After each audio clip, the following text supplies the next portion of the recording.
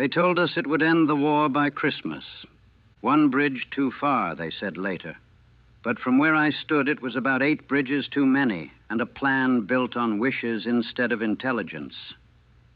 My name is Michael Donnelly, Private First Class, 82nd Airborne Division, 504th Parachute Infantry Regiment, Brooklyn born and raised. I was 20 years old when I jumped into Holland on September 17th, 1944, part of the largest airborne operation in history. Operation Market Garden, they called it. Market for the airborne drops, garden for the ground advance. Should have called it Operation Cluster Fuck, but that wouldn't have looked good in the history books. I'd already made 2 combat jumps by then, Sicily in '43 and Normandy on D-Day. I knew what jumping into hostile territory felt like. Knew the terror of floating down under silk while people shot at you. Knew the chaos of linking up with scattered units and fighting with whatever you could carry. But Market Garden was supposed to be different, supposed to be easier. The brass told us the Germans were finished, that we were jumping into light resistance. Grab some bridges, hold them for 48 hours while the British tanks rolled up from the south. Link up, push into Germany, end the war before winter. Sounded good in the briefing room in England. Sounded like maybe we'd actually pull it off this time, have an operation go according to plan for once. We spent 2 weeks preparing, studied maps of Dutch towns we couldn't pronounce, learned which bridges we were taking, Grave, Nijmegen, Arnhem. The 101st would take the southern bridges, the 82nd would take the middle ones, including the big bridge at Nijmegen, and the British 1st Airborne would take Arnhem, the final bridge over the Rhine. Monty's master plan: punch through Holland, bypass the Siegfried Line, get into the industrial heart of Germany, bold, ambitious, the kind of plan that wins wars, or the kind that gets thousands of men killed. The guys who'd been around since Sicily were nervous. We'd learned not to trust the intelligence reports, not to believe it when they said light resistance. But the new guys, the replacements who'd joined after Normandy, they were excited, talking about being in Berlin by October, about ending the war, about the parties they'd throw when it was over. I remember sitting in the C-47 on the runway at Cottesmore, September 17th, waiting for takeoff, looking at the faces around me, wondering how many of them would be dead in a week. Turned out to be more than I thought. A lot more. The jump itself was beautiful. Clear Sunday afternoon, barely any flak, dropping zones right where they were supposed to be. We floated down over Dutch farmland, windmills in the distance, people on the ground waving at us. After the chaos of the Normandy jump, scattered drops, heavy fire, landing in the wrong places, this felt like a training exercise. Should have known it was too easy. I landed in a field near Grosbeek, rolled, collapsed my chute. All around me, hundreds of paratroopers were landing, getting organized, moving toward objectives. The Dutch civilians were everywhere, cheering, offering us food and water. They'd been occupied for 4 years, and suddenly here we were, Americans dropping from the sky to liberate them. They treated us like heroes before we'd fired a single shot. First day went smooth, too smooth. We took our objectives, the bridges at Grave and the high ground around Grosbeek. Light resistance, just like they'd said. German rear echelon troops, not the hardcore SS we'd been expecting. They melted away or surrendered. By nightfall on the 17th, I was thinking maybe the brass had it right this time. Maybe the Germans really were finished. Maybe we'd walk through Holland and be in Germany before the week was out. Then we got word about Arnhem. The British 1st Airborne had run into trouble, heavy resistance, SS Panzer divisions. They weren't at the bridge yet, and the Germans were counterattacking hard.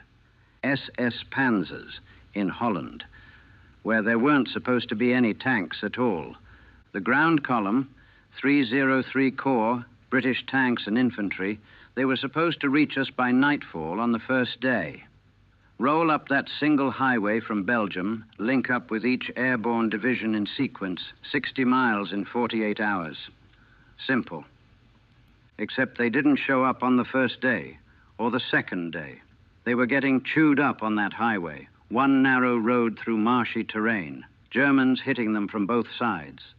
Every time they took out a tank, it would block the road and the whole column would stop while they pushed it aside. One road, thousands of vehicles, all trying to push up to Arnhem before the British paratroopers got wiped out. By September 19th, we knew we had a problem. The British weren't going to take Arnhem. The ground column was moving too slow. And the Germans, those demoralized, disorganized Germans, they were hitting us harder every day. The bridge at Nijmegen became critical. Big steel bridge over the Waal River. If XXX Corps was going to have any chance of reaching Arnhem, they needed that bridge intact, and we needed to take it. That's when Colonel Tucker called for volunteers for a river crossing. Paddle across the Waal in broad daylight, flank the German positions, take the north end of the bridge while another battalion assaulted from the south. Suicide mission, basically. But we needed that bridge. I volunteered. Don't ask me why. Maybe because everyone around me was volunteering and you don't want to be the guy who doesn't.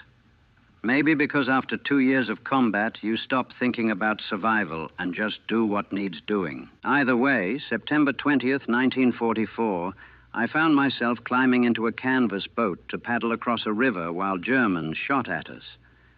Some days you make good decisions. That wasn't one of them.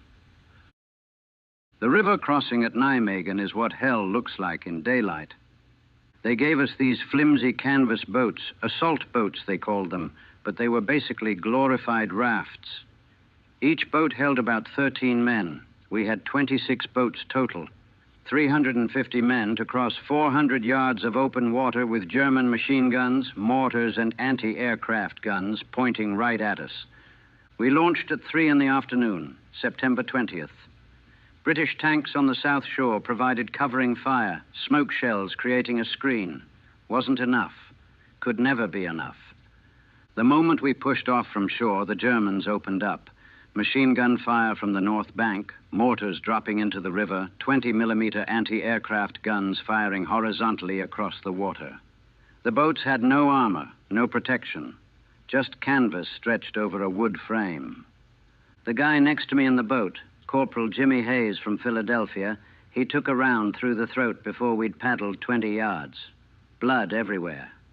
He tried to talk, couldn't, just slumped forward into the bottom of the boat. We kept paddling because stopping meant dying. Boats were getting shredded all around us. I saw one take a direct hit from a mortar, just disintegrated. 13 men in the water, some of them in pieces. The Waal was cold, the current strong. If you went in the water with full gear, you weren't coming back up. Half our boat's bottom was shot out. We were taking on water, sinking slowly, still 100 yards from the far shore. We paddled harder. No choice. You paddle or you drown. Sergeant Morrison, tough Italian kid from Boston, been with the 82nd since Sicily. He was in the front of the boat. I saw his head snap back, saw the spray of blood and bone. Sniper got him. He fell backward into the water, and we didn't stop to pull him out. Couldn't stop. We hit the north shore with maybe 8 guys left in our boat out of the original 13. I rolled out into the reeds, bullets snapping over my head, crawled up the muddy bank. Other boats were landing around us, or what was left of them. Half the boats never made it across, just gone, sunk or blown apart in the middle of the river. We regrouped in a ditch. Maybe 150 of us made it across out of 350. Captain Capel, West Point guy, good officer, he was organizing us, getting us ready to assault the German positions at the north end of the bridge. We went forward firing from the hip, screaming, running on pure adrenaline and rage. The Germans weren't expecting us to make it across, weren't expecting anyone to be crazy enough to try. That surprise bought us maybe 30 seconds before they recovered and started cutting us down again. The fighting at the bridge was point blank, room to room in the buildings, hand to hand in the bunkers. I shot a German kid who couldn't have been more than 16. He was trying to surrender, hands up, tears running down his face. I shot him anyway because my brain was somewhere else, somewhere beyond thinking, just pure survival instinct. We took the north end of the bridge, held it while the British tanks finally crossed and linked up with us. Mission accomplished. The bridge at Nijmegen was ours. Cost us 200 casualties to take it.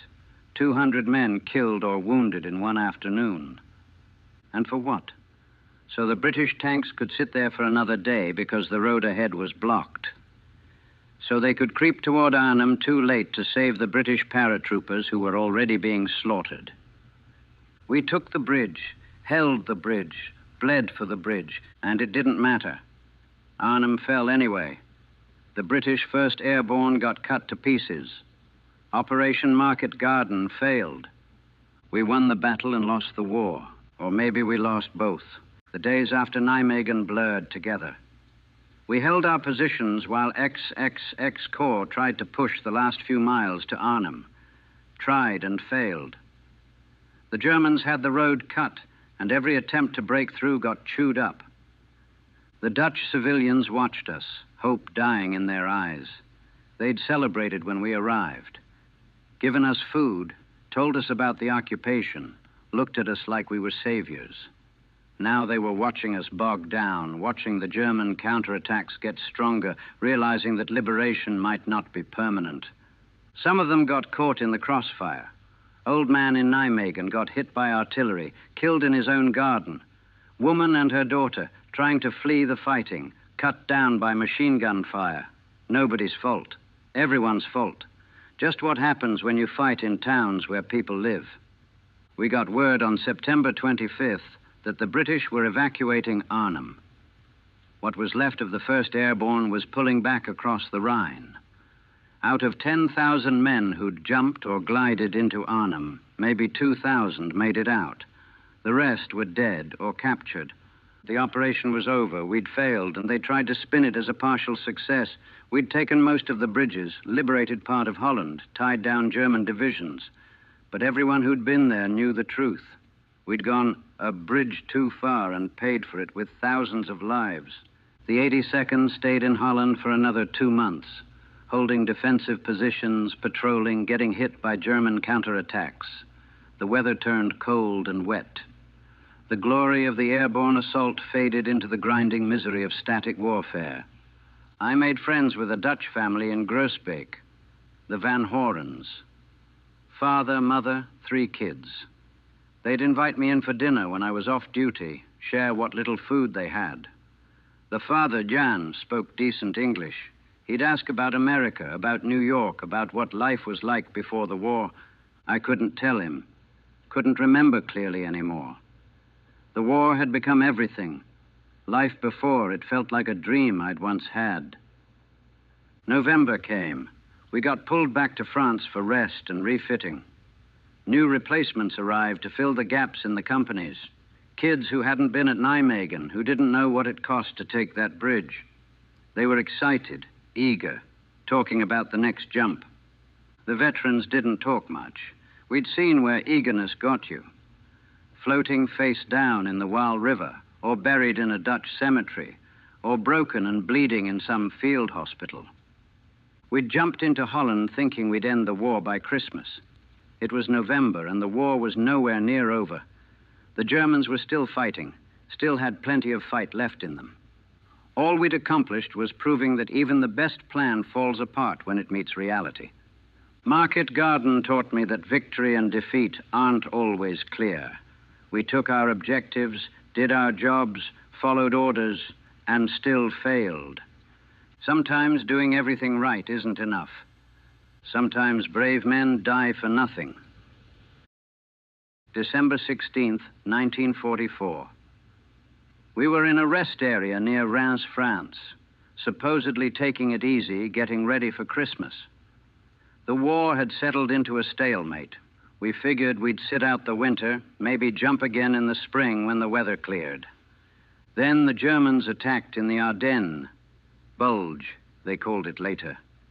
Hitler's last desperate gamble, throwing everything at us through Belgium.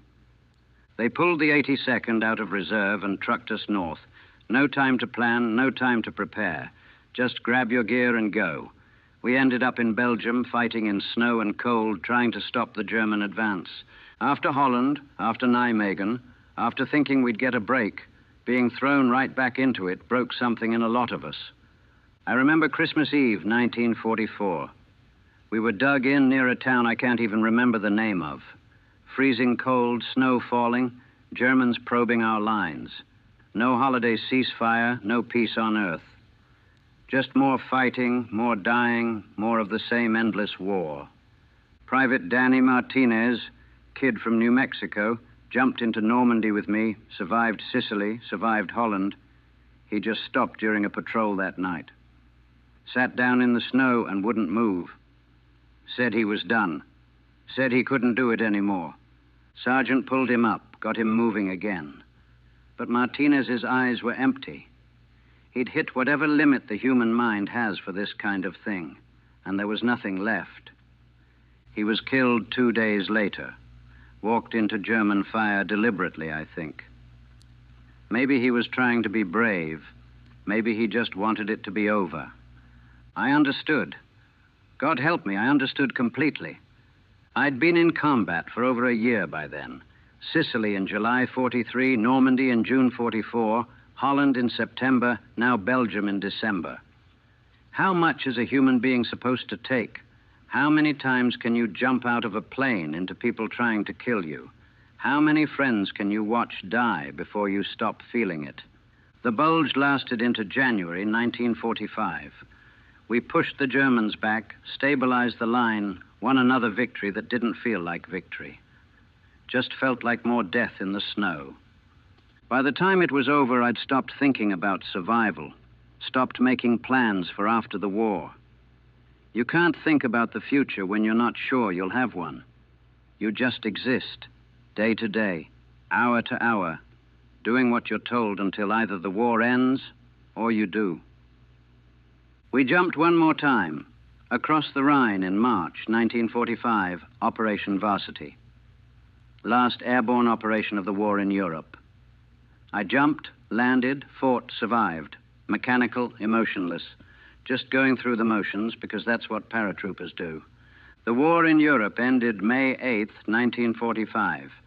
VE Day, victory in Europe. I felt nothing. No relief, no joy, just exhaustion so deep it had soaked into my bones. The war was over, but I was still fighting it in my head. Still am. They sent us home in the summer of 1945. The 82nd Airborne, the All-Americans returning as heroes, parades, medals, speeches about courage and sacrifice and the price of freedom.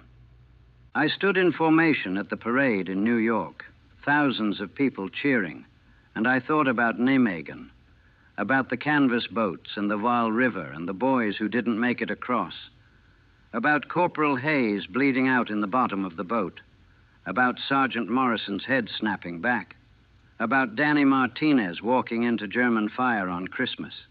The people cheering didn't know, couldn't know. They saw the uniforms and the medals and the victory, but they didn't see what it cost. They didn't see the parts of us we left in Sicily and Normandy and Holland and Belgium. I tried to go back to normal life. Got a job at a factory in Brooklyn. Married a girl I'd known before the war. Had kids. Did all the things you're supposed to do. But Market Garden never left me. Neither did Nijmegen. I'd be at work, running a machine, and suddenly I'd be back in that boat, paddling across the Vaal with bullets tearing through the canvas.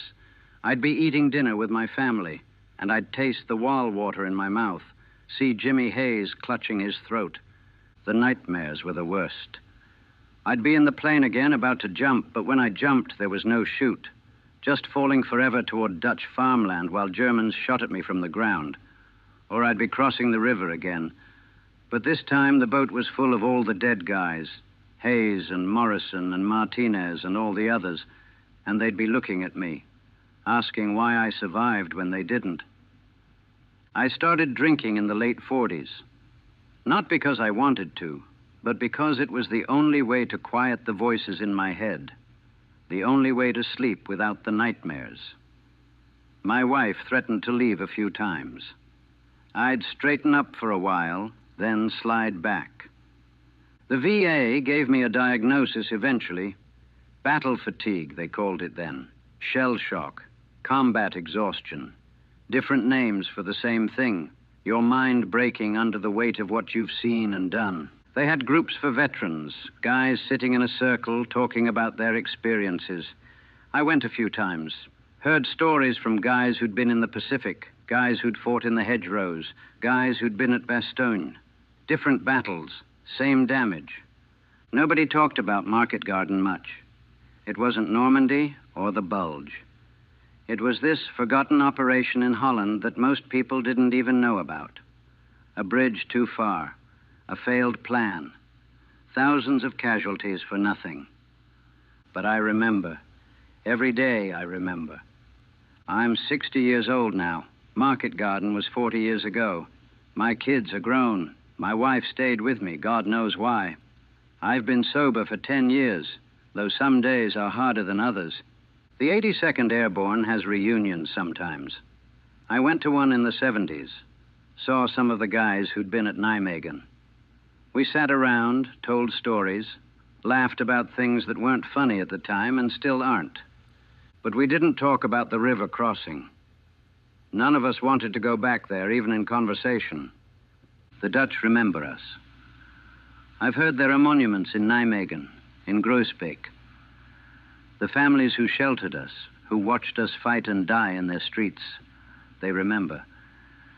They name their children after us, visit our graves, keep the memory alive. That means something, I guess, that we weren't forgotten, that the sacrifice meant something to someone.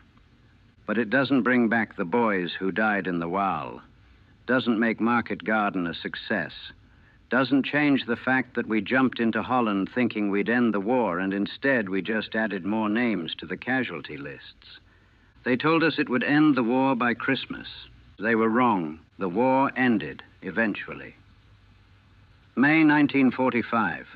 But for those of us who jumped into Holland, who crossed that river under fire, who watched our friends die for bridges that didn't matter enough, the war never really ended.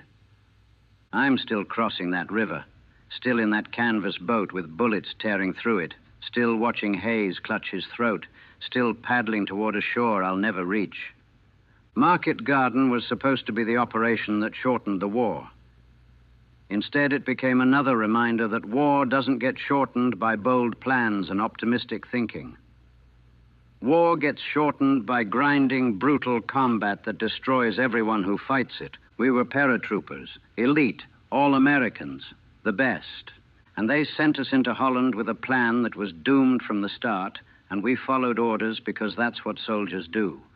And we paid the price because that's what soldiers always do. The bridge at Nijmegen still stands. I've seen pictures of it. Cars driving across it, people living normal lives, using it every day without thinking about what it cost. 200 men. That's what that bridge cost. 200 men in canvas boats, crossing a river in September 1944. I was one of the lucky ones. I survived. But I left something in that river. Something I've been trying to find for 40 years. I don't think it's there anymore. Some things, once you lose them, you don't get back. The war took them, the Waal took them, Market Garden took them, and they're still gone.